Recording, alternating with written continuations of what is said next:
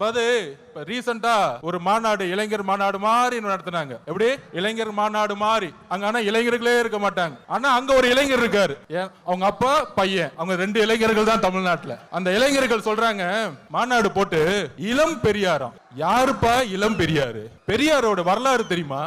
Periyar spelling படிக்க தெரியுமா உனக்கு? மழையில படிக்க கொடுத்தா? இதே ஈரோட்டில் மண்ணில் எத்தனை சொற்பொழிவுகள், எத்தனை மாநாடு, எத்தனை உழைப்பு, 70 வருட உழைப்பு. அந்த 70 வருட உழைப்பை சிதைக்கிற மாதிரி இளம் பெரியார்னு சொல்றீங்களே உங்க மகனுக்கு, இதுவா ஆட்சி? திராவிட கழகம் என்ன செய்து கொண்டிருக்கிறது? பெரியாரை அவமானப்படுத்தும் பொழுது இதே உங்க மகன் 5 வருஷத்துக்கு முன்னாடி சினிமால சமூக நீதினா என்னன்னு கொஸ்டின் கேட்டார். சமூக நீதி தெரியாதவர் இளம் பெரியாரா? யாருங்க இங்க இளம் பெரியார்? மக்கள் கிட்ட நம்ம கேட்கிறோம், யார் இங்க இளம் பெரியார்? பெரியார் அவர்களுக்கு முன்பு ஒரு தலைவர் இன்னும் உருவாகவில்லை, எதிர்காலத்திலும் உருவாக்கப்பட முடியாது.